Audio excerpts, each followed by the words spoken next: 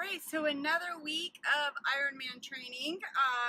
My road to Kona, if you will, is complete. You can see that I am covered in sweat and grossness.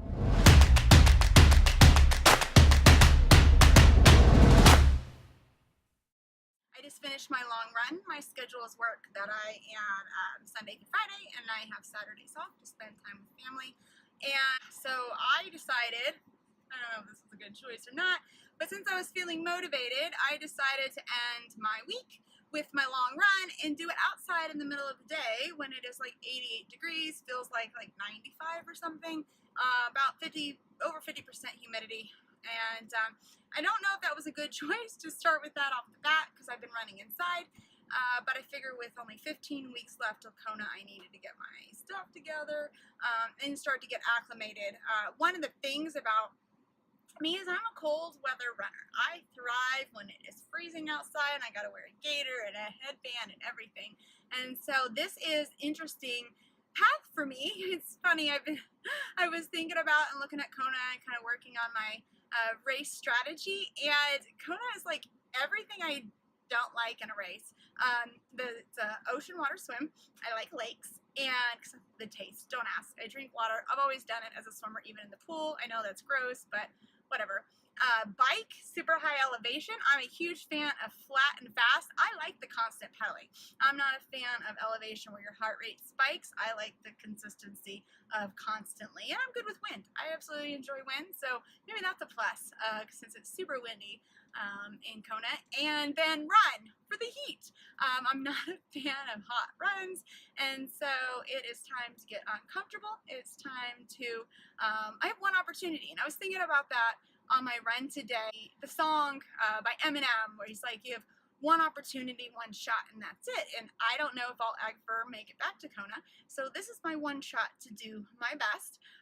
Still lessons that I'm learning. I mean, we're always learning lessons through all of our races, but it's just interesting that I thought through a lot and learned just a lot on today's run, and it was only 10 miles. It felt much longer, but I was trying to be purposeful about my pace and about my form, because in the heat and the humidity, it can fall apart very easily. And so for me, and I actually kind of took this from Gwen Jorgensen. If you guys recall, she won gold in the last Olympics. Gwen Jorgensen won the gold medal for USA. And I watch her journey now that she's been transitioning to marathons. And one of the coolest things about it is, and it's different than the path that I've taken. I'm obviously not at Gwen Jorgensen's level, but she's been incrementally building, and she's only entering at the distance that she knows she can excel extremely well at. So I kind of took a page out of her book with that. And I'm sure she could go out and run a marathon today. She has the fitness level, right? It wouldn't be the performance and the speed and the form and the feeling that she'd want, right? So she's taken this as incremental steps, and I've just been following her path, and I'm super excited to see what she ends up doing in Tokyo. But for me, I've taken kind of a page of that now when I approach every single workout. I could have gone out today and I probably could have hit the time speeds that my coach wanted me to hit. For me, it was more important for me to focus on keeping the form together, because one of my biggest issues, especially in hot runs, the rails fall off. I mean, the wheels fall off the track. And it's funny because at Eagleman, I even told myself, with it being a week after the really crappy performance I had in Raleigh, much thanks to the heat, I told myself, you got to keep the wheels on. You got to keep the wheels on. You got to stay on the track. I was imagining one of those kids' cars where he's got the axle and like holding the wheels on. And that's what I mentally imagined the entire time at Eagleman, and it really did help me through, and I was focusing on that way more than I was focusing on the heat. So today I, applied that, much like with the lesson that I've learned through watching Gwen's Instagram post and her videos. Shout out to Talbot Cox. They're doing an amazing job on their videos and stuff, and I'm learning a lot from just the behind the scenes. So thank you guys for that. But that page, that I'm learning is just to pick a few things to work on. And so today's speed wasn't necessarily what I would have wanted in the run, but yesterday I had a really good bike. I felt really good. I had a 3-hour trainer ride. Unfortunately, it was inside. I didn't have time to go up to a place where I could ride safely. And then I ran with Bellamy.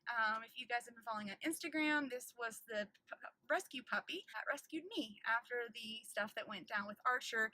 And so that was my first run on the path since Archer and I had ran together. It was 2 months, and it was my first run with Bellamy ever. So it was all the feels, all the emotions, but I felt really good yesterday. And so I hit the power as I needed to on the bike. And then today, and this just shows me, and I'm a very environmental type of athlete. So for me, the environment does affect me, and it can impact my mental state a lot. So I'm super proud that this week, it was a little weird because I was out of town for work, so I had to do treadmill runs.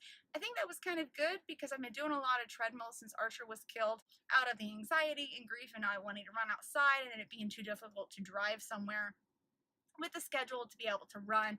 And so the 2 back-to-back treadmill runs while I was in Atlanta talking a meeting with Rest Performance, fun trip, but it really taught me that I needed to get my butt back out onto paths, and I did that yesterday. Felt really good. And then today, like I said, I focused really much on getting through, not letting the heat. I didn't really feel mentally, oh my God, it's so hot, like I normally would have. I really have committed to getting uncomfortable, really focusing that this is my one opportunity. I may never see Kona again. And it's time for me to stop making excuses. I get to do this. It's 11 years of being cancer free, and I have friends now being diagnosed with cancer, having health problems, and I'm still young, but I'm getting older, and there's people my age who are not able to do this. And so I've been taking a good, long, hard look at everything, kind of, really since Archer was killed. It really put a shock into my system. So by getting out here and focusing incrementally on things, not trying to fix the entire run. I'm not going to fix my entire run on one long run day, but fixing a few things. And I know that the mental aspect was one of it. So focusing on what I'm grateful for, which sounds cliche, but it's true. What I'm grateful for, keeping the wheels on, and what I needed to do so that I didn't fall inwards. I always had this feeling when it gets really hot and hard that I would use that as an excuse, as an outlet to get out of jail free card. Oh, I had a crappy performance because it was hot. I allowed that to happen at Raleigh.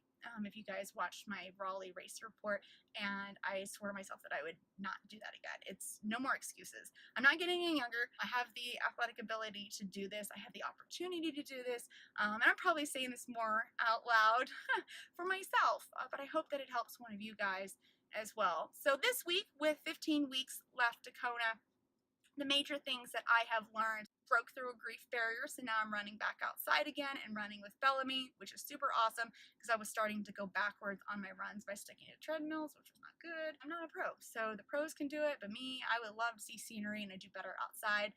2, focusing on 2 to 3 things. For instance, form, not falling mentally inward, and just working on nutrition was the big thing for me this week, and trying to stick to the plan as much as possible. Life is super crazy. It's becoming even more crazier in the next few weeks. Family vacation next week. The week after, I have World Championships in Denmark, and then I have a couple more surprises to announce of what I'll be doing and sharing with you guys. That's really it. I mean, there's not a lot of time left till Kona, 15 weeks, but at 15 weeks, you can make a lot of progress incrementally, one at a time. So if you're one that's getting overwhelmed with training, just know you can do it. Just pick little goals, little goals.